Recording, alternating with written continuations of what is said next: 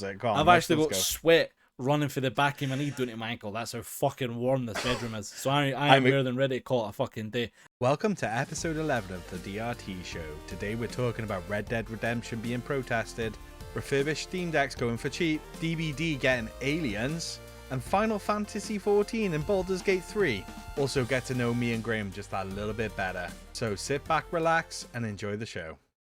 Welcome to episode 11. God fucking damn episode goddamn 11. Fuck. I know we're still not cancelled. Look at that. Fuck's sake, man. If we weren't then, we will be now. You fucking better be. I'm fucking trying my hardest now. God damn it. That's all my swearing for the episode done. James, episode 11. How are you feeling? I'm doing all right, buddy. A little bit sleep deprived, but apart from that, I'm doing good. How are you, my handsome companion? It's only gonna get worse. Yeah, so for those who don't know, I've got a little baby girl on the way, and she'll be coming pretty soon. So watch this space. So yeah, watch this space. But how are you, my handsome companion? How are you? I'm right there with you because I got a new puppy. You did, you did, and she is adorable. So, if there's any barking or any hoo-ha in the middle of the episode, any weird edits, it's probably because I've had to run downstairs and tell her to shut up. Nah, just leave it in. Leave it in. But nah, she's yeah. She's glorious. She's lovely. She's fun. Her and When Haggis she's, are like a house on fire. When she's settled in, you should bring her on the podcast. Sure, I could probably get a shout at the end of the podcast and I'll show you. Oh, she's probably outside the fucking absolutely. door now. Anyway, for this episode, I thought we'd do something a wee bit different. We're going to cover some kind of newsy bits, but I thought it'd be interesting if we kind of done like a get to know us type segment where I'm going to interview James briefly, ask him a few very intimate questions, and then James is apparently going to try and do the same, but he's not prepared anything. So. Well, no, because you said to me about it, and you were like, "Oh yeah, I'm gonna do this. Yeah, Is this cool?" Why'd you like Nintendo so much? Yeah, why'd you like that crappy Zelda game? What's up with Zelda? What? Who's Zelda? What's that? But no, you said about it, and I was like, "Yeah, that's cool." And then it come to today, and I was like, "So what are we doing?" All right. What's happening? What's going on? Right, So, we'll just jump in because this room is fucking melting and I need out of this bedroom. So, yeah. The first thing is, in podcasts previous to this, we have stated about the Red Dead Redemption remake. It's finally dropped last week. However, people are not happy because the price tag is $50. So it's still the same price as a new game. They've came out and said that this is kind of, the right price that they're expecting, stuff like that. But it's been getting fucking ratioed to fuck on YouTube.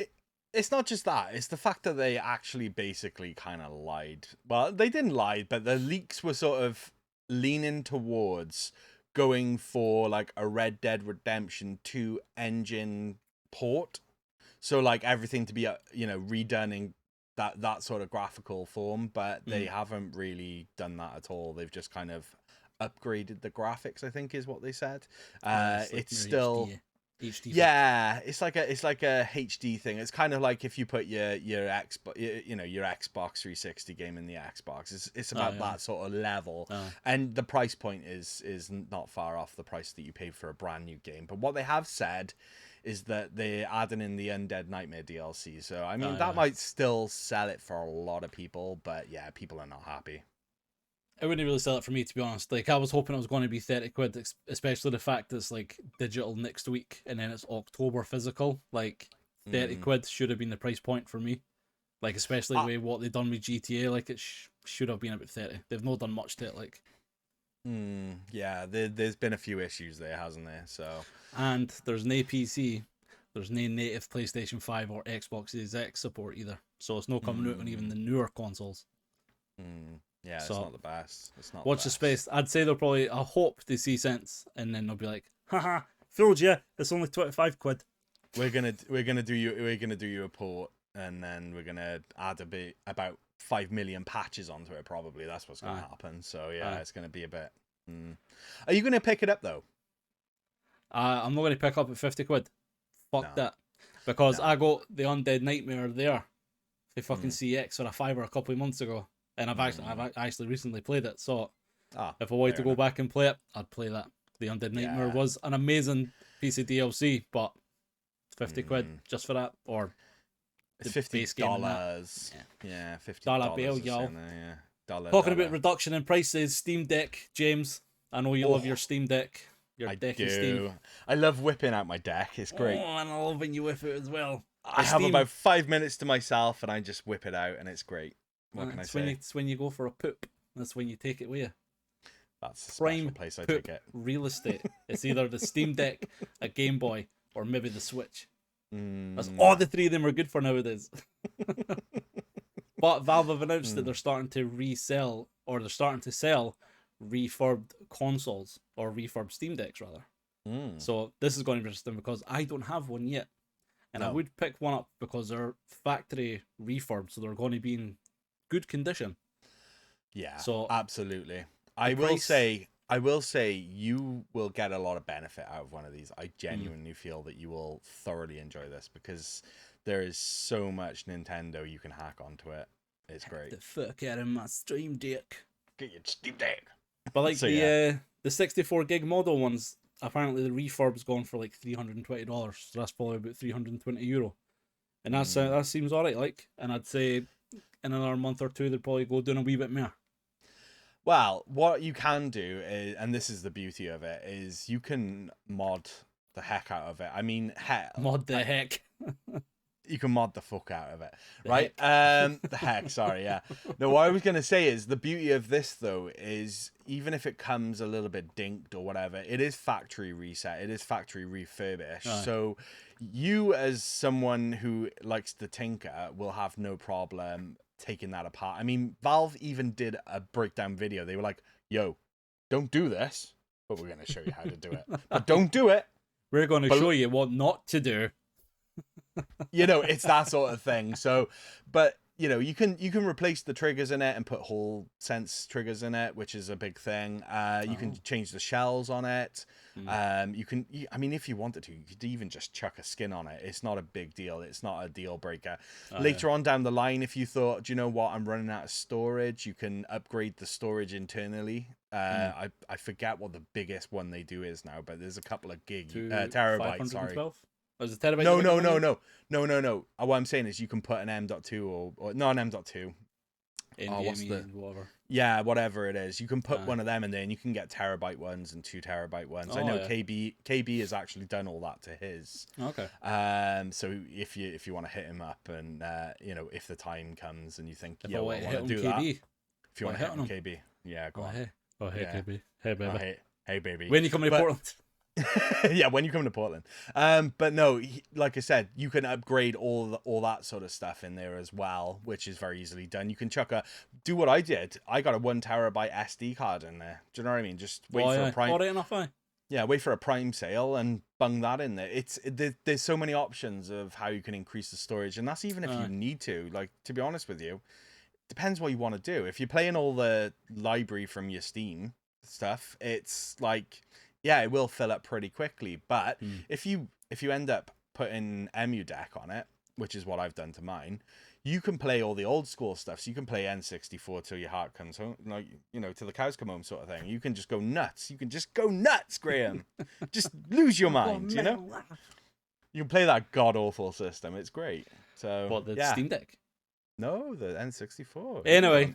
You know what I'm referring to. I don't know what you're talking about. I don't know what you're talking about. Don't push over that. Don't push over that. Fucking hands. I was getting excited, all right? I'm getting excited. The thought of you getting a Steam Deck excites me, okay? You remember the old WWE figure? Sorry, that's just reminded me now. You know, like the old wrestling ones where they used to have like set fucking moves.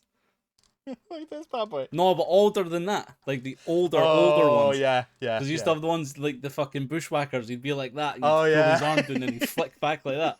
I was like, I'm going to have to try and find that. Anyway, James, you've been talking about jumping into DVD lately because Nick Cage is now a DLC character in it. I've downloaded it, I've bought it, I've played a game with fucking 4 Nick Cages, and it's fucking glorious. Is it? Oh, I'm gonna have to get so the fucking DLC. The voice acting.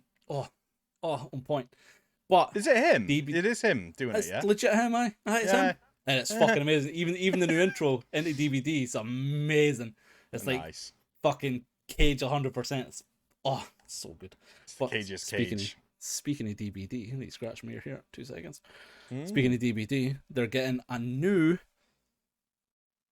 Killer and Survivor in the form of the Xenomorph, the aliens, and Ripley for the Alien movies as well. So that's going to be cool. This is legit amazing. I am so hyped for this. Amazing. Chris shared this in our Discord, and I was like a little girl. I was like, "Oh my God, look, it's so gory!" And it's just so hyped for it. It looks amazing. What's cool is the fact that if you're the alien, like if you're the killer is the alien, it edits the map, so it adds in like tunnels and control panels and stuff like that into the map. So that's how he gets about the map, and apparently he's meant to be stealthy as fuck. And some of his stuff just looks amazing. It's going to be brutal. Great. So, hold on. I'm looking here, and it says PTB begins the 8th of August. So does that mean it's out? Or is that just the patch? PTB. I don't know what PTB is, but it says there's going to be a full Alien crossover event on August the 29th. Mm-hmm. I don't know what PTB is. No, I'm not sure. Probably the best. Probably the best. There we go. You also get to play as the new survivor, Ellen Ripley, as well, which is cool. I already said that. It's still cool. Old news, James. Old news, James. I'm just reading it now. I'm just like, oh my God. All right. It does look fucking amazing. Because like I've actually, it's only since the Nick Cage thing I've actually wanted to jump back into DVD, and it is fun. I can remember why I stopped playing it because some of it is very fucking annoying. But I am enjoying it. I don't know if that's just because I'm playing as Nick Cage solely now, and you hear him kind of going and running away. It's amazing. Am I getting through to you, Alva? I love it. Oh man, so this isn't going to mean much to me, but I don't know if it means anything to you. Well, in Baldur's Gate 3, you know, the bear sex simulator. Have you had have you had a sex bear in thing yet? Have you done it? Have you seen it? Bear. Have you seen it? Have you seen the sex bear thing? Have you seen it? I've not played Baldur's Gate 3 yet. I've not even played Diablo 4 yet. In fact, I'm still playing Diablo 3. Fair enough. And it's oh my fucking God, no, but seriously, Diablo 3, fuck me, like, it is I'm just waiting for you to pick up Diablo 4 and I'll jump. No, but I'm actually saying you should just get Diablo 3. I've got it on PS3. You want to play on PS3? I don't know if you can cross-platform it. I have no clue. I wouldn't imagine so, but sorry. I wouldn't imagine so. No, PS3 and Switch. I don't know. But that'd be cool, but no. Some of the fucking cutscenes and stuff like that are unreal, like unbelievable. So fucking cool. The more I played Diablo 3, the more I understand the hype behind Diablo 4 and why people have been so fucking pissed off with Diablo Immortal and everything like that. Anyway, back to Final Fantasy 14 and Banging Bears. 14. Yeah, Banging Bears. I'm going to have to read this because I fucking can't remember anything. Apparently, if you play as the folk hero, you've got a chance to speak to Alfiri, who is a bard NPC. Through different dialogue options, you basically get to a point where you get an inspiration called A Smile Better Suits. And apparently this is from a character called Herkfant. I don't know. Herkfant. I don't know. Whereas apparently his last line is, "Oh, do not look at me, so a smile better suits the hero." So people were apparently freaking out when we came across this. James, what does that mean to you? Are you excited? Does this make you want to play Baldur's Gate 3 even more than the bear sex? I mean, the bear sex has sold it for me, to be honest with you. But to be honest with you, no, I am a big Final Fantasy fan, but 14 is one that I did not touch because I know if I even opened that game and went, do you know what? I'm just gonna have a little bit. I'm gonna be that heroin addict on the floor, just like KOing with a thing. Feed me all the Final Fantasy. Give it in straight to the veins. You know, I legit will be that guy. So yeah, no, it's unfortunately not anything I'm aware of. So yeah, but it's still a very cool little nod to the game. It seems very abstract. I don't know if this character's like a big thing in Final Fantasy 14, like it says, but it seems kind of left field. I only brought it up because I thought you'd be interested in it. I am interested in it, and if anyone actually knows, let us know down in the comments below, or let us know over on our Discord, because I feel a bit naughty for not knowing anything about it, but it's still a very cool little thing. And let's face it, Graeme, you love Final Fantasy, really. So Final Fantasy is the best. Final Fantasy is the best game ever. That's right, Graeme. It's the best. Refresh. Anyway, look, I'm going to move on because we don't want to go down this fucking rabbit hole of Final Fantasy. So, like I said to you last week, I thought we'd do something different where we kind of just, give people some kind of background on us and just kind of where we've been, what we're doing, so on and so forth. Because I think over the last wee while we've had some kind of new additions and new followers and subscribers and stuff like that. And to be honest, I don't think we've ever done anything like this, and it's been 3 years. So people have like a kind of a vague aspect to us. They'll probably know more than that. Mm-hmm. But like, I think it's kind of something worth covering. So James, I'm going to ask you a series of questions, and I want them answered immediately. Oh, right? Okay, here we go. You ready? Oh God. Why do you always wear a hat on stream? Because I'm bald. Why do you hide your baldness? Because I like wearing hats anyway. But why do you not just? Well, because look at the reflection. No, you don't want that reflection. Look, shiny. I can't see any reflection. Yeah, you can't see anything because you've been blinded by it. That's what it is. Oh, you've been blinded by it. No, I do like that wasn't even on my list. It just occurred to me in a second ago. I said I just like wearing hats. I'm asking the tough questions. Yeah, so me and you have spoken obviously over time, and I think we've kind of got to know each other fairly well over the last 3 years. And we've been kind of planning videos and stuff like that. One of them was kind of going to be like our first calls and stuff like that. So we had kind of brief chats. So like me, the Game Boy was technically your first console, your first handheld console, the first thing you played on. That's correct. Later on, you moved on to the PlayStation 1 and stuff like that. So kind of thinking back, is there like what initially kind of drew you to gaming, and how has your gaming passion, say, evolved over the last nearly 30 years? So that's a good one. Okay, so it's kind of a bit grim. It's not a happy story. Oh, I'll just move on. Next as question. Such. No, I'm kidding.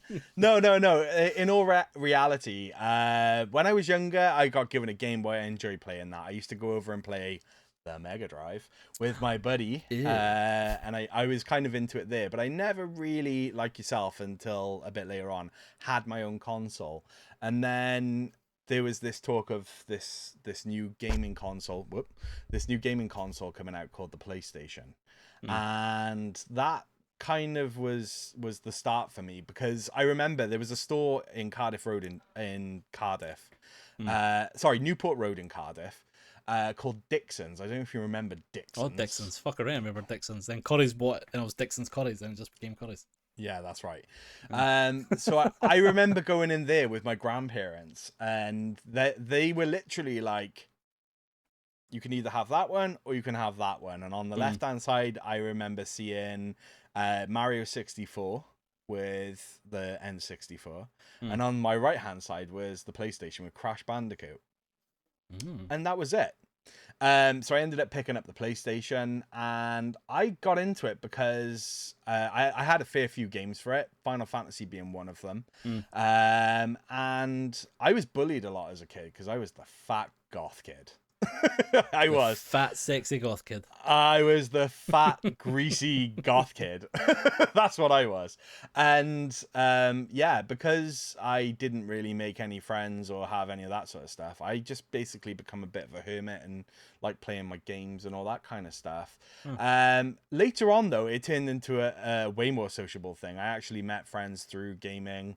The same as music. Like, that's how I met you. I met other people through gaming as well. And then one of my buddies turned around and said, like, yo, there's this thing where people are like playing old video games again. I was like, oh, I remember having my PlayStation. Oh, I remember having all that kind of stuff. One of the funniest things, though, was when I actually met my wife, she actually still had a PlayStation 2. Wait. And I made her get rid of it to get an Xbox because I wanted to play my Xbox games. Because 360 was still kind of a thing at the time, and I was like, well, if I'm staying over your house, I'm not bringing my console back and forth all the time. You're going to sell that piece of shit and get an Xbox.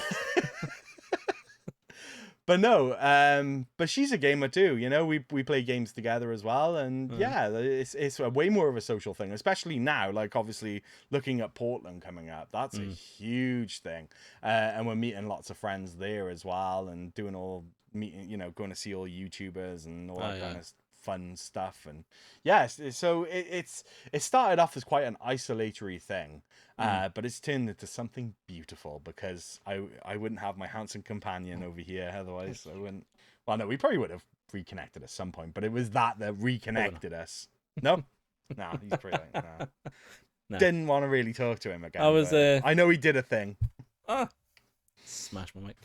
I was kind of the same as well, but like, it's funny because like when I got into it, like, my brother got the PlayStation 1, so I remember I used to sit and watch him playing it, and there was one summer-ish time that my dad came to me and he was like, "I'm getting your brother a season ticket for Hibs, who was the local football team." He's like, "You can either have that, or I can give you money to get something else that you want." And he said back then, we even taking a breath, I said, "I'll get something else."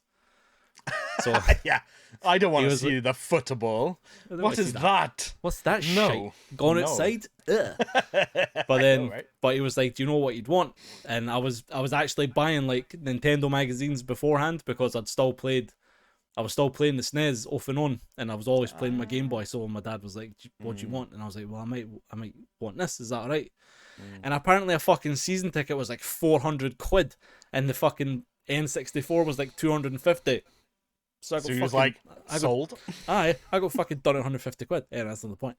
But I actually remember that. Like, I think I picked the N64 because I had still that kind of history and that draw towards Mario. So I'm just wondering if you were kind of mere Nintendo, like if your buddy had a SNES, say, instead of a Mega Drive.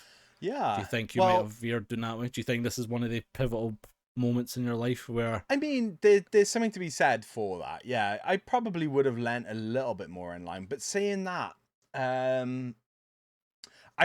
one of my buddies did actually have an N64 growing up, and I remember going over his house and playing that for a little bit. And it genuinely is like, I know I mess about with you and all that kind of stuff, taking the piss, but like the controller really did throw me off. Oh, yeah. Like my brain just did not. It's the simplest thing, you know. It's not hard to, and like in all reality here, like in all seriousness, I haven't actually got that much of a problem playing with the N64 controller now. But back when I was a kid, no. But when I was a kid, it was like, what the fuck is this piece of shit? There's 3 handles. I've got 2 hands. What am I supposed to do with this? Am I supposed to, you know, figure out my third hand? You know, no. So yeah, that was a big put off for me. But like, I don't know, because I played a lot of Mega Drive, and I did have the Game Boy though, so I was playing Mario games. It was Super Mario Land, granted, but you know, I don't know. It just, when I was looking at it, I know it wasn't as straightforward as like, do you want that or do you want this? I remember thinking about it for a little while. It was more to do with the games that I could get. It was something like, if I bought the N64, I could get like Mario or something other like that. Whereas if I bought the PlayStation, I think I could get like 2 games with it. Okay. Because I think that's where I got Pandemonium, and I think that's also where I got Crash Bandicoot, because those were the games that I originally had. And then my brother got one, and he didn't really get on too well with it, because he was at that age where he was going out clubbing and partying and all that kind of stuff. So he was like, I'm not really into video games, so you can have my old games. So I ended up inheriting a few of those. And those are the games that I played religiously then, and I loved them. And then of course it just kind of followed on, as it probably did with you, where the next system came out and it was, oh, it's Christmas time, oh, can I have that? That was literally every Christmas from then on was always, can I get a game? Can I get this game and that game? And every birthday was, can I get that game and that game for that price? Yeah, exactly. And that's how you did it when you were a kid. But yeah, so that's how it kind of went down for me anyway. But I've never truly disliked Nintendo. I've always admired them from afar, if you like. You know, I've always been like, I know, it's always a piss take, because it's always funny, because I sometimes read our Discord and I try and imagine it feel like an outside perspective, the way me and you talk to each other on Discord. You'd be like, they two don't like each other. They do a YouTube channel together. They sound like they hate each other. Nah, this is how we show we love each other. Fucking right we do. Jesus Christ, it's fucking hard to keep our hands off each other. Anyway, going back to your past a wee bit more. So before DRT, you had the Retro Busters. And this is kind of what inspired me to get in touch with you, because during the kind of pandemic, for a long time I've been wanting to do something like this. And you had Retro Busters, and before I even go back in touch with you, I remember watching it ages ago, because it popped up on my Facebook every now and again. So I remember you had that in the past, and seeing that, I was like, fuck it, I need to ask him, because he's got some kind of knowledge. Yeah, and you had your weightlifting stuff. I remember seeing that. Yeah, I was trying to do like a fitness thing. Fat me was trying to do a fucking strength and conditioning. Well, no, you were tanked up. You still are, man. Look at them look at them chunky arms, man. That's all McDonald's. No, it's not. Anyway, so before there was Retro Busters, so there was. Is there anything you think you've learnt from that you've carried over to this channel? Absolutely.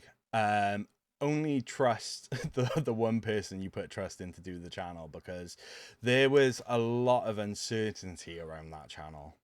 So when it started, I didn't have any knowledge. I've got a little bit of computer experience in my past. I did like a graphic design course and all that kind of stuff, which is where my overcomplicatedness comes, that you put up with quite regularly, where I go, should I do this? Should I do that? And you go, no, James, you're making that far too complicated. And I go, okay.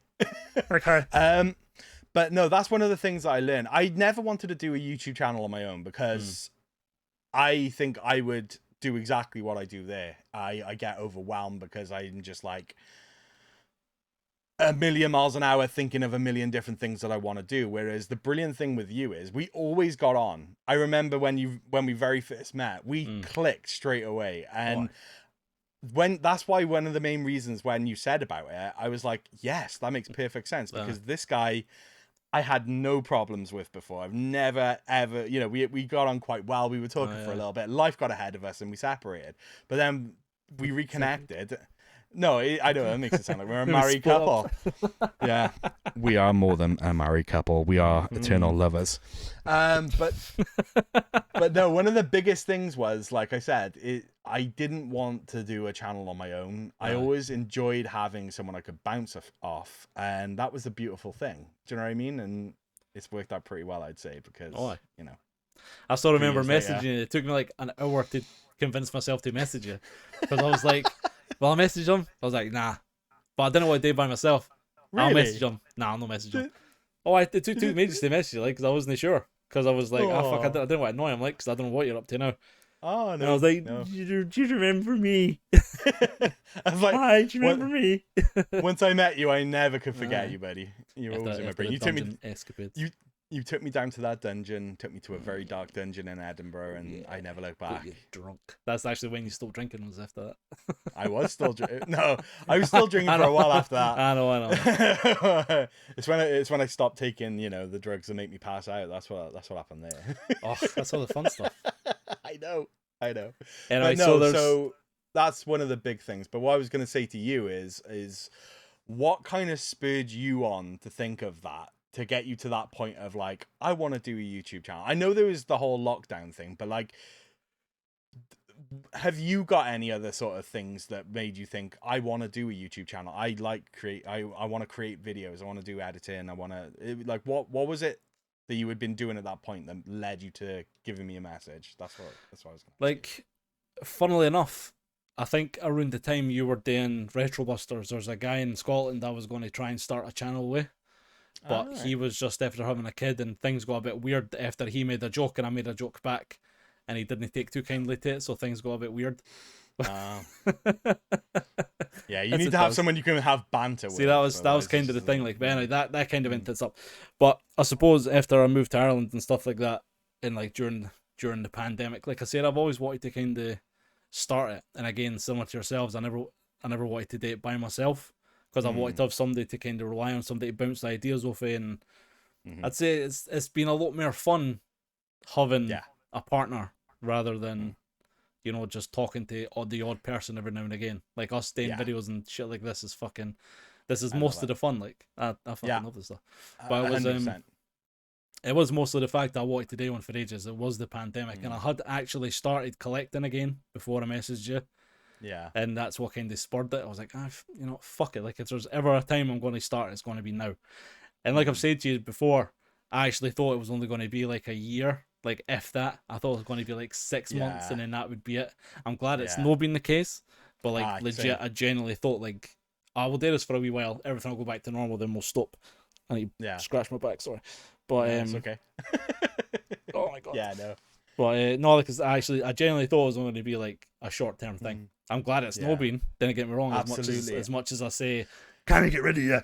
Like, Jesus Christ, you fucking can't. I keep forgetting.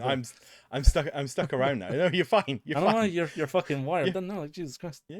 But no, I wouldn't. At this stage, I wouldn't have it any other fucking way. Like the shit we've got up to, the shenanigans, the back and forths, the trips to Portland, everything else we've got planned. Fuck it. Yeah, we got, and it's not gonna end there. This is only really the beginning. You know, we got plenty more things in the works. Japan 2025, baby. That's the plan, baby. That is the plan. So yeah, we'll we've got plenty more good stuff coming on, and like I said, I'm still coming over to you. You are still coming over to me. It's all There's only a little pond in our way. That's only wee pond. It's only wee. It's only an hour flight. Yeah. Anyway, let's move on, shall we? So as much as we like to joke about you giving up on the PSP, we know it's actually your favourite console, and you've made it abundantly clear that you do actually enjoy playing it and collecting for it. And I've seen your collection, and it is very impressive. Thank you. It's very nice. Even though I've bought most of your fucking big games, she'll be whatever. No, I'm looking. I mean, you've bought like a couple of them, yeah. Just a couple. Nah, I'm only messing.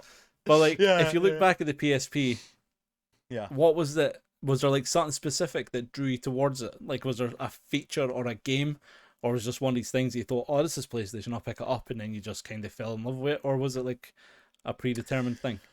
So I actually completely missed out on the PSP when it was around because it was far too expensive. I could not afford that. I was not in a position where I could buy one. It wasn't something that I knew a great deal about. I was more still I was still playing on my original PS2 at the time. Do you know what I mean? When around about that time where it came out.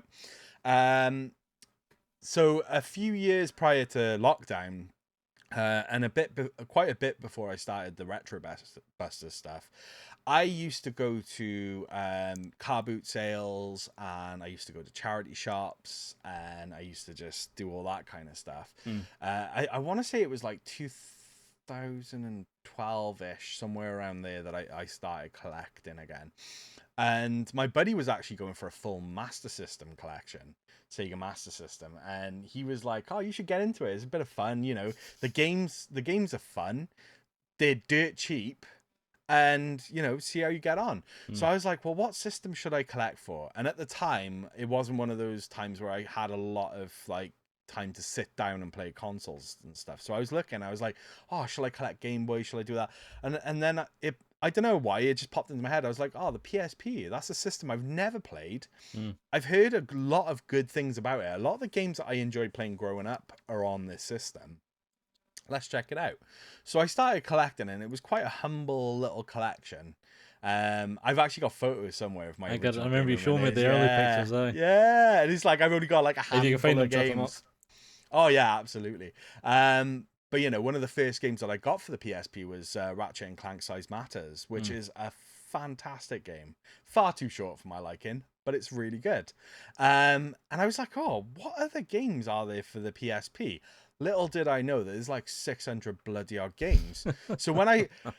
So I kind of in my own head agreed to start collecting for PSP, and then it just kind of spiraled. But the brilliant thing was, when I first started collecting, I wasn't paying a great deal for it. I mean, I remember going into a charity shop and paying like, I think I paid £3 for the collector's edition of like Tactics Ogre. It was like the big box, it had all the stuff with it, and it was immaculate. And I was like, £3, yeah, fine. I remember going to boot sales and paying like 25p because nobody actually gave a shit about PSP when I very first got into it.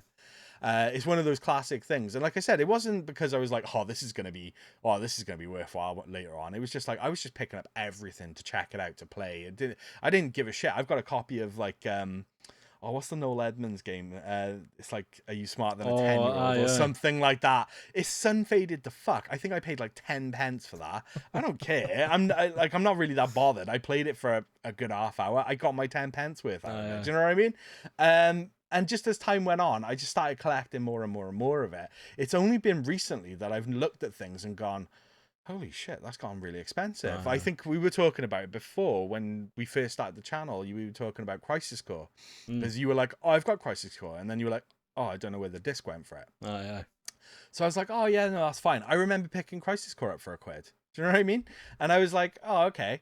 I'll find one for you. And the next thing I know, it's like £7. And now it's like, I think even like now it's up to like 15, 20 quid. And I'm like, 15 quid over here.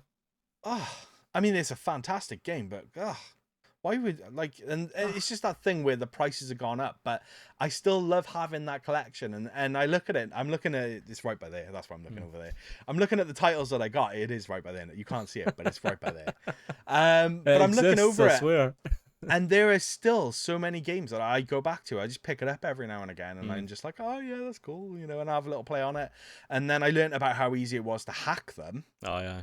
I mean, literally, I put out a video a week or so ago, and in that it just shows you how easy it is to do. You literally download 3 files, you press on the one, you do the other, you're done, and then all of a sudden you've got access to like everything under PS1. Do you know what I mean? And it's great. Yeah. It's fantastic. So yeah, that's what kind of spurred me on to collecting for that. So, but what about you? What about your N64 love? Like, I believe that was linked to your past. And see what I did there? Hey, Zelda fan. It was linked to your upbringing and all that kind of jazz. Well, no, it was similar to you, like where I was thinking about what I'll collect for, and I thought the N64 is my favorite console. It's by no means the best, but it's my favorite console, hands down. Yeah. And there's loads of games on it that I've got that I have got like special places, like special meanings to me because certain things happened in my childhood and whatnot. So a lot of kind of memories. And again, I started fucking collecting when collecting had became popular. Like I was like 3 months late to the fucking party. Yeah. And like the prices for some of the games have fucking rocketed up. Like I wish I started it back then, but fucking wish this, wish that. But I was gonna the say N64, back. like the N64 is just, I think it's amazing. And like you said, the modding community for it just now has gone off the fucking charts. Like, well, yeah, you've done some really cool mods, like your USB-C mods and your soundboard mods. Oh yeah, oh yeah. You know what I mean, and stuff like that. But that's what I mean. It's opened up, like, it's a double-edged sword, the whole collecting thing now, because like, yeah, you're paying a lot more for the games, for the consoles and all that kind of stuff, but the stuff you can do with these consoles now, it's like, even going back to like the PSP, the screen mods and stuff that you can get for these now are insanely good compared to what they were. And the fact that you can literally load an SD card up with 100 of your favorite PSP games, the entire library of the Mega Drive, the entire library of the SNES, the entire library of the NES, and just have that walking around in your pocket. Great. Can't fault it. Mental. No, but the N64, it's there's loads of games on it that I'm actually still playing, and there's loads of games that I go back to playing. By the N64, it's just one of the things for me, because when I was sitting thinking about it, like when I actually started collecting again, before I actually started collecting, I had maybe 12 or 14 or 15 cartridges to the side, and I actually went through them all because they're all the games that I kept, because like back in the day I had a massive collection, like 45 games, and then I sold like 30 of them just because I was like, oh fuck, I'm not gonna need these anymore. Fucking asshole that I am. Like, but anyway, we've all done it. I remember going through these 14 games, and I actually set it up and I sat and played through the games for about a week, I'd say, solid. Just fucking chucking on a game, sitting playing it, chucking on another game, sitting playing it. Ran through Resident Evil 2 again, ran through fucking Jet Force Gemini again, started Hybrid Heaven, all these games that fucking, I remember when I got this, and I remember when I sat down, and I remember when I completed this the first time, and just all stuff like that. So the N64, it's a big one for me. Well, I got a question for you, actually. What has been your biggest regret in terms of selling a game. What game have you sold that you literally it pains you inside? Because I can tell you mine. I've got. This is going to be a two-part answer because I've got two different things. Go on then. The first one is Paper Mario and the Thousand Year Door. I remember being in HMV. Yeah. And I remember buying it for a $5. And then again, I was like, I'm not going to play this game, so I sold it, and I was like, aye, 60 quid. And I sold it for fucking 60 beans on eBay. And it's gone. How much is it going for now? It's no fucking drastic by any means, but like it's a good game, and it's like about 150 quid now, 200 quid. But it's fucking unreal. The biggest one for me though, the biggest fucking thing is when I used to have the N64 games when I was young, I took all the cartridges out and put them on a shelf similar to that, and I put all the boxes in a cupboard so they were all pristine. When I moved out to my mum's, she says, what do you want to do with all these boxes? Because she was moving, and I was like, well, I've not got space for them, so if you want, just chuck them. And these were fucking pristine, and I mean the cardinal. The cardinal sin. Jesus Christ, Graham. Everything. But these were like, literally, I got a new game. So like Castlevania 1 and 2, Resident Evil 2, fucking, what else was there? Conker's Bad Fur Day. Oh, Graham. All of them. Like you're killing me. Doom 64, like, they were all pristine. Because I took them out the box, put the box away, put the cartridge on the shelf. You are killing me. Aye, I'm fucking killing myself saying it now. I'm actually fucking hating the fact that I done that. Yeah, but it was one of the things where I was young and I was like, I've not got space because I was living with a girlfriend at the time, and I was like, just fucking bin them, like. So I hope, and this is what I imagine, and this is how I'm going to imagine it for the future. I hope my mum put them in a bag, without crushing them, just left them on ice and put them next to the bin, and I hope the bin man did come by, and he was a massive gamer, and he was like, holy fuck, there's loads of like really good condition N64 boxes here, I'm going to keep them. So I like to imagine that they're on some farm somewhere on a shelf being looked after and dusted every day, and they're fully cartridges again, and the guy's looking after them now. He's retired for being a bin man, and he just sits and plays it. He's like, I remember the day I found these, and he's giving them to his grandkids, and he was like, I used to work as the bin man, and I remember finding all these, and now they're yours. And then he passes away in his sleep, and then the grandkids are like, oh, wow, Mario 64. Fuck this shit. Burn them all out. He's dead now, burn him. Fuck you, Granddad. Well, that's how I like to imagine that, journey ended. Yeah. What did you sell? Yeah. My biggest regret that I sold was you've been to one before, Cash Generator. I actually found a pretty amazing copy of Silent Hill on the PS1. Ooh. And I paid 50p for it because this was at the time when nobody wanted to play PS1. Nobody wanted to know. So I was like, I'll have that because that's a fantastic game. I played it. I think I played it about 2 or 3 times, all the way through when I had it. And then it was just sat for a while, not doing anything. And again, a bit like yourself, I had a handful of games that I kept from my youth. Really? And I was like, I'm not probably going to play a few of these. I kept my original, like, Final Fantasy VII. I kept my a couple of other games that I had. But Silent Hill, I was like, well, I only bought that for 50p. I'll see how much I can get for it. And I actually got 12 quid for it. Whoa.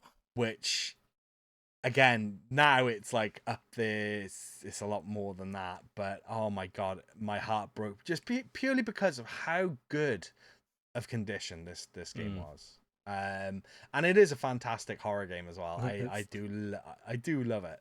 So when I look back and I'm like, why? So it's always that thing of like, every now and again I look around and I'm like, does anything really need to be going? Am I gonna like? I'll never sell any of my PSP stuff.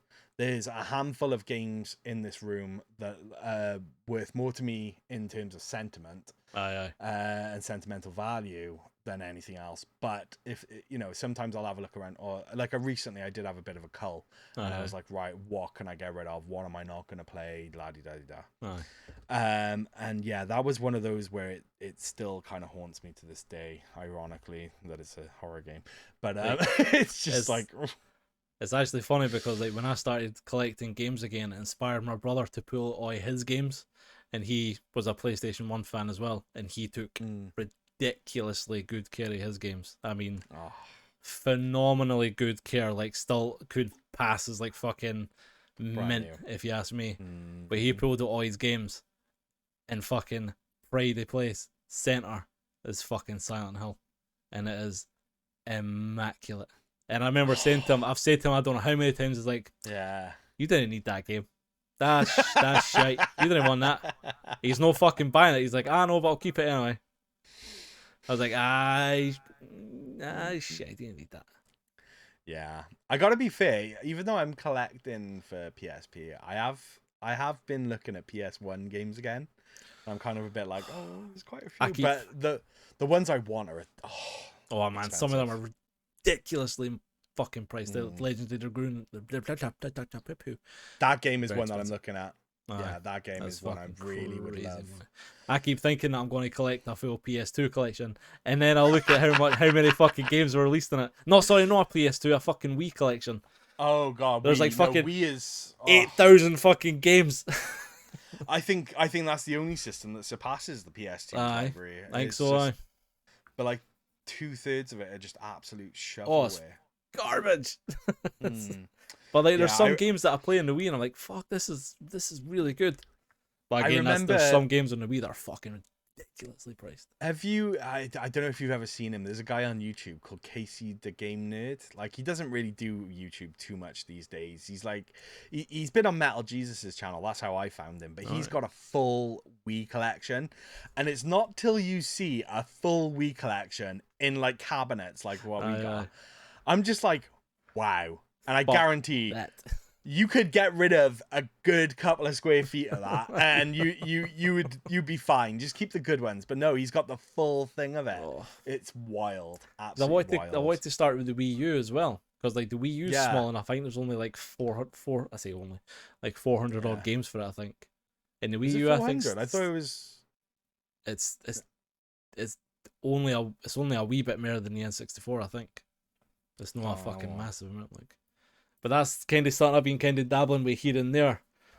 But like, I'm fucking digging hard on my Switch lately, so I'm I'm not going for a full Switch collection. The only thing I'm committed to for a full collection is the N64, and I think I've only got like 30 games left to get, but 5 of them are crazy money. How many games did you think there was on the Wii U? It's like 400 or 500.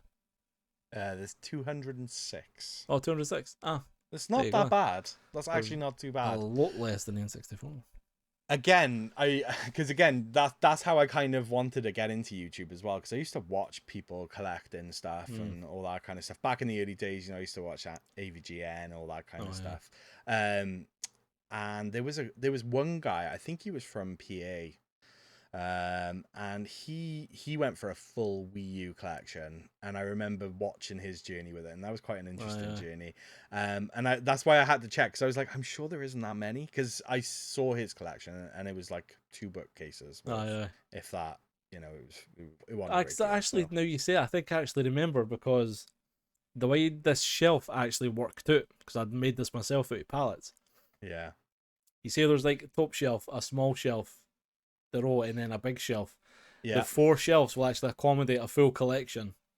And then I think I counted it, so the 2 shelves then, the second bottom and the bottom, would actually then hold a full Wii U collection, just purely by chance. Tidbit. Like, as in, like, there would be spaces, but like it would be, it'd be fairly packed in, like. Yeah, exactly. Yeah, no. No, you're absolutely right. And that's what I'm saying. I mean, unfortunately, with the Wii U, especially with the eShop closing and stuff now, those games have started to really rock it. I mean, God. really rock it. Like, It again, it was one of those... Yeah, that game for some reason is like stupidly expensive, and I don't know why. I don't understand why. There's no rhyme, reason. Actually, this is logic. actually one game that I actually managed to catch before it went up, because I remember it went on fucking GameStop. I think I remember you literally saying to me like, "I'm gonna buy this because this is apparently is gonna go up." And because I remember the version in the States gone up because it was selling for like £100, and it was on GameStop for £8, and I was like, "Oh fuck it, I'll buy it anyway." And I remember saying to you, "I was like, do you want me to pick you up a copy?" And I fucking went back to the shop, and the dog sold out. There was like 10 copies. Yeah, like I on the Tuesday, and I went back the Wednesday, and they were all gone. I was like, fucking Christ's sake. And looking now, it's gone up fucking ridiculous money again. Then, like, stupid money.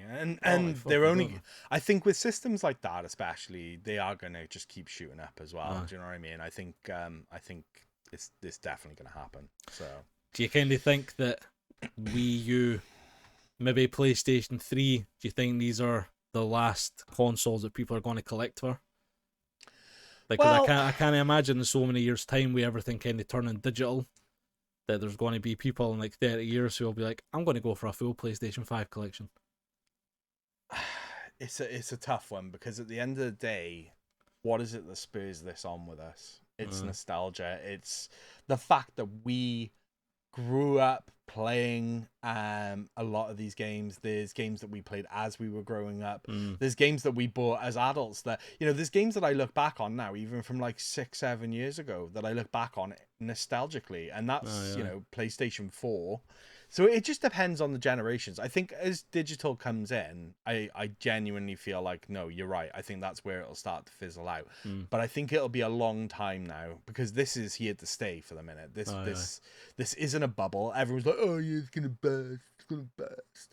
No, it's not. It's really not. Like, this is sticking around because there are people coming up with different ways to get into it, and there's communities out there now that engage in it. It's like it's not just like one guy down the road who's like, oh yeah, you're holding on my N64 games. It's like, no, there's that the same guy says the bubble's going to burst, is it? Yeah, that's him. Yeah, have you met him? Because he's an N64 fan. Steve. Oh, right. Hi, Steve. Yeah, good Steve. He says he likes N64, but he doesn't like N64. Yeah, you know, goes on the he likes like Carmageddon and Superman. And again. Yeah, that's it. 64 Steve is what we used to call him. What a fucking villain. But do you know, think Steve, that like, for when we were young playing these games to how kids are nowadays, like back when we had these games, that's all that we had. We didn't have YouTube or TikTok or Netflix or Twitter. Tell me about it. Porn. We didn't have social media. Well, that's not true. Easier access to porn. You used to get lucky, you know, walking down the like little alleyways, you know, down in the middle of nowhere. You see a copy of Viz, was it? Was it Viz or something? Was Viz not the cartoon one? No, what was the one with the cars? What was the magazine with the cars? It was like FHM or something like that. I remember there being like Nuts.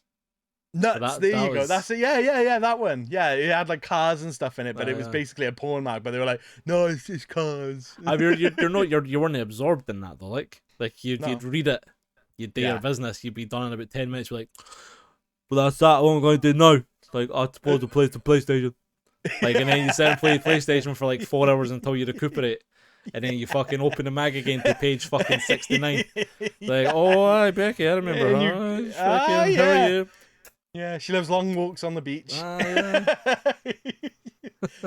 Favorite show, you know, University Challenge. University Challenge, I wants to be a doctor someday. Only does this to pay the bills.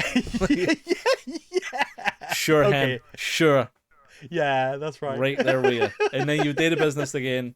But like, do you know what I mean? Like, as in, I think now, with like loads of stuff being digital, there being so many distractions.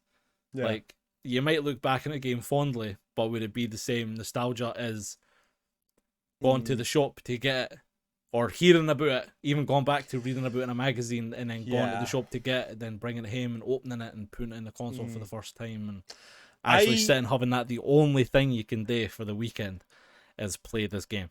Yeah, going to Blockbuster, picking up a game, that is your game for the weekend, and you had to try and complete it, that sort of thing. Yeah. No, I nostalgia will. Yeah. Oh no, I didn't have that. Oh, I did. That was the thing that I loved to do on the weekends. You know, you used to get the little yellow and blue boxes, and you know, you'd have to make sure it was back there by Sunday evening, otherwise, because your dad couldn't take you on Monday morning. You know, all that kind of stuff. But no, I think they will have nostalgia, but that era of nostalgia is gone. Because we didn't grow up with phones. Do you know what I mean? We didn't grow up with any of that sort of stuff. So I'm not nostalgic. I don't look back at my youth and go, even now, I wouldn't be like, oh, I remember that phone I had. Oh yeah, do you remember when I did that sometimes. Do you? Especially when it comes to the Nokia 3330. Oh, every time I see somebody talk about it, I'm like, yeah, that was the 3310 was my first phone, but the 3330 yeah. was my favorite phone. Oh, there you go. Because like I was into gaming then, and I had the phone, but like it wasn't. Yeah. I know what you mean now, but yeah, but you know, I remember things about phones growing up, though. I remember, like, one of my buddies got an N-Gage. He was the only kid in the school that got an N-Gage, and we were all super jealous because he was, like, lunchtime, he'd be, like, playing Lara Croft. It was Tomb Raider. Oh, aye. You'd be like, 2 frames a second. Yeah, he was like, oh, look at this. Oh, yeah. And he's like, oh, my God, that is so next level. Oh, that's amazing. I want one. Future is now. Oh, my God. Imagine being able to do that. But... yeah, I just think the way kids, especially our kids, will grow up now, looking at things, they will have a very different form of nostalgia to us. Like, I would like to think that, aye. I mean, they won't have a lot of the sensory stuff that we had, like, you know, like you just said about, well, I'm using gaming as an example because we're talking about, but it's like, you know, digital gaming. It'd be like, oh, remember that time when I put in the code and then it came up? Whereas, like, for you and me, it'll be like, oh, do you remember the first time, like, you know, getting that game and like reading through the booklet and then, you know, smelling the paper because, you know, you got to find out what it smells like, and then like putting it in the little click on the disc, or for you putting the cartridge in, you know, and so sometimes you'd have to blow it, and it was an experience, a tactile experience that our kids are just definitely never gonna have. Really, well, I say our kids won't. However, they kind of will. They probably will. Hopefully, they'll have the best of both worlds. Yeah. 100%. Like, as long as he doesn't turn into his kid in like 30 years' time, he'll be like, I remember I put the code in and I had to wait, like, the big thing will be like, I had to wait like 7 hours for it to download. And then fucking Kean Jr. will be like, what a bell end, stuff downloads in like 20 seconds now, old man. Yeah. And then he'll be me coming through my Zimmer frames like, you know what game you didn't have to update? It's Mario 64. Come here, kid, let me show you. You plug that in and it'll play straight away, maybe. I tell you what, I've got a perfect controller. You can hold one side and I'll hold the middle bit and the left and the right hand side. There's 3 ups and there's 3 prongs. And I'll be too weak to fucking blow, and I'll be like... and Keno will be like, you had that, give me that. Yeah. And I'll stall in the work, I'll take like 6 or 7 times, by which time Kean Jr.'s fucked off because he's like, nah, fuck this. Anyway, I think we're getting a bit off track. I'm going to ask you this, maybe 2 more questions and then we'll call it a day, because no worries. We're going on a bit. We've covered a lot of topics in our 3 years, for mods, for favourite games, to favourite consoles, to news, to so on and so forth. Is there anything specific that we've done that you would kind of go back to on a regular basis that you'd be like, I remember we've done a video on that, and I'll go have a look? Is there like maybe one specific video for you? We did oh god, there's a fair few that we've done. I do love doing the bad game challenges. I find them thoroughly amazingly enjoyable. I do like it where we just sit down and we just shoot the shit about different systems, though. Like, we did one about the N64. No, we didn't do. No, yeah, we did one about the N64. Oh, we did. Collaborative on that. We did the PlayStation 1. Yeah, stuff like that. I enjoy doing the joint stuff. The solo stuff I do, and it's great because we both have our own little projects that we want to sort of showcase for the channel.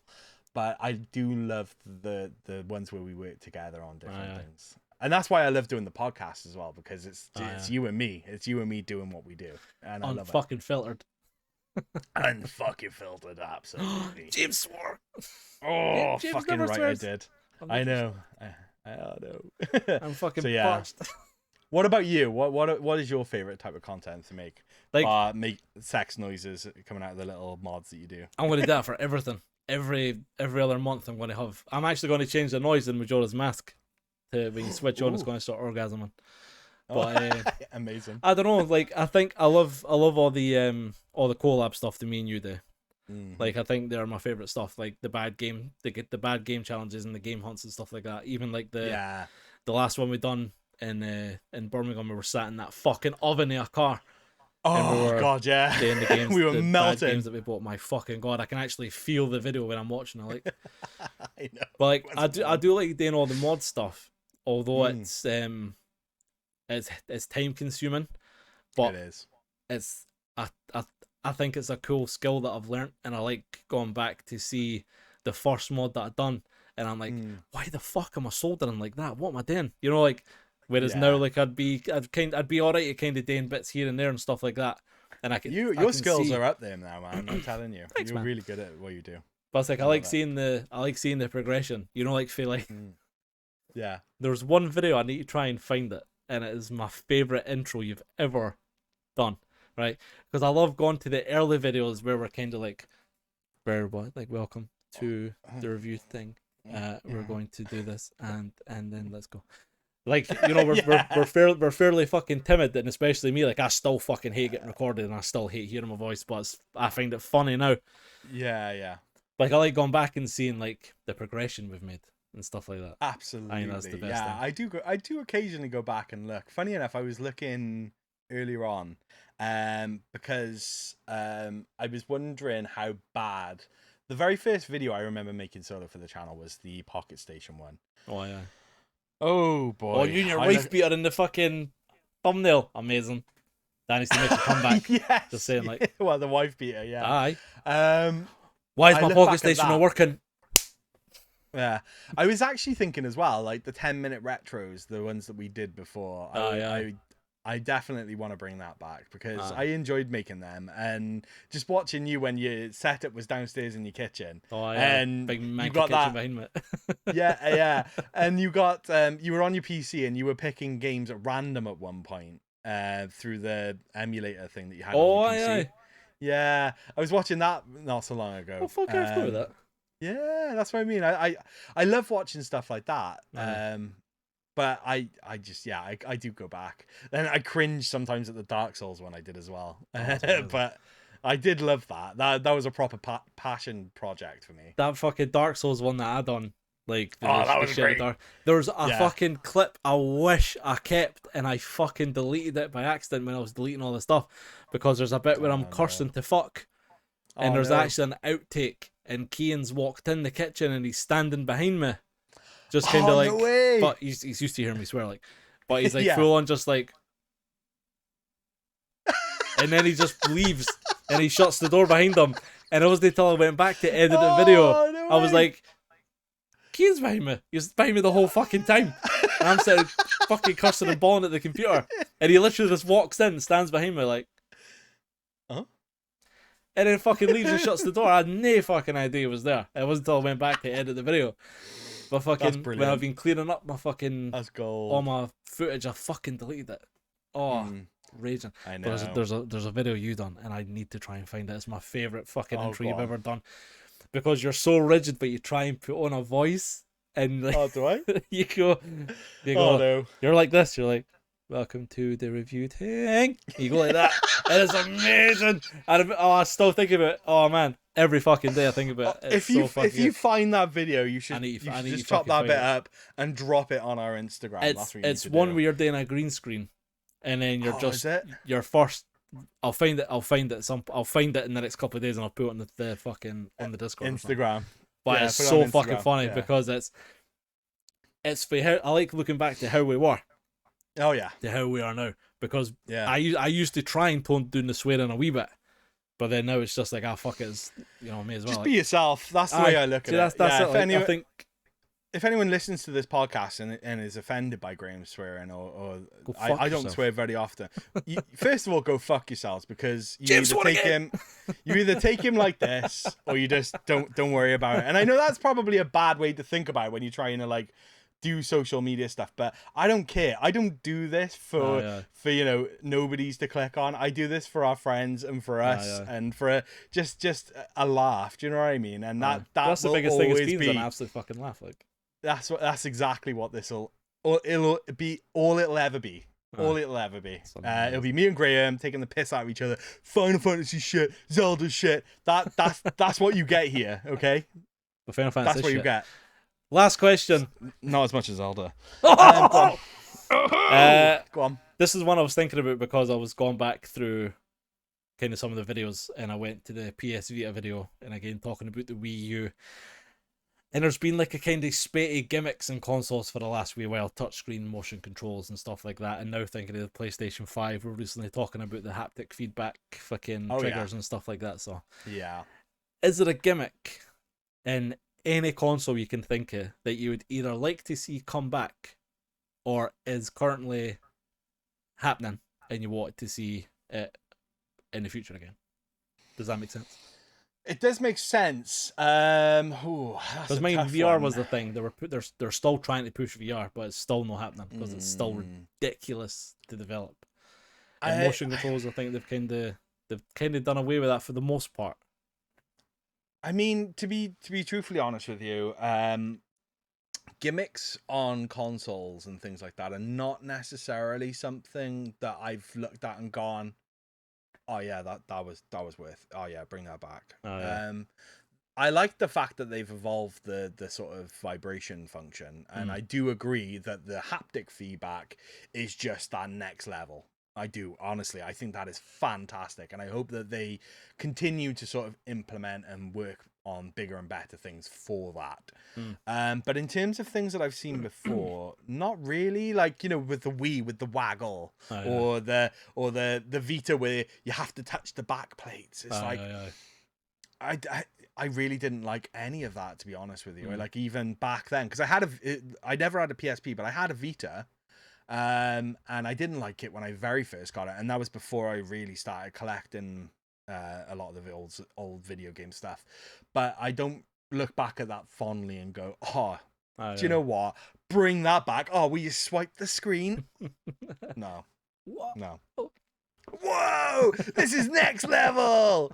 I see where you're coming from. I mean, how about you? Is there one that you have in mind? Because I can't think of a single one. There's one thing I can remember, and I think it's making a comeback. Ooh. And I think it's with the next Assassin's Creed game, because I remember talking to Chris about it. But back in the day, and I think it's like SNES era, there was like a vest you could buy that you'd plug into your console, and like any time you got hit, it would vibrate. So it's like very early door, like haptic feedback. Whereas like you put on the vest, you plug it in, and any time your character gets hit, you feel it vibrate. You feel a shock. Ready Player One sort of stuff where it's tactile. Oh, that would almost, be cool. But not quite. I know what you'd want that for, but yeah. Apparently, that'd be fucking amazing. But apparently, Assassin's Creed, the new one, is coming out with some kind of accessory like that, where you can feel impacts and stuff like that. Aye. That will be interesting. I might have to look into that then. Yeah. Because I remember there was all these different... No, sorry. Something just popped into my head. I tell you something I did used to like. That, well, they still kind of do it actually with modern consoles now. Is the tilt control things. Oh, the gyroscope. Yeah, the gyroscope on like Game Boy games. I think it was like a Kirby game, like Kirby Pinball or something like that. Was it something like that where it had like a tilt function to it? And I know Monkey Ball was another one. I think that's DS though. I think that's am I thinking? Because Kirby Pinball was the vibration pack, because Perfect Dark, Pokemon, and I think Kirby all had like vibrating cartridges.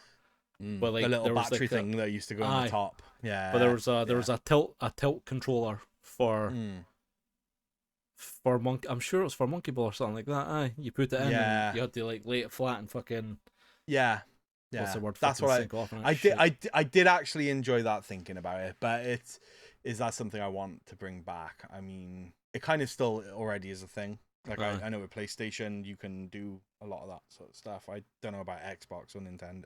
Actually, Nintendo still do that with the Joy-Cons. You've got that fantastic game that you probably mess around with gyro controls with. Oh, like there's gyro controls in the Switch and everything like that now as well. Like, Yeah.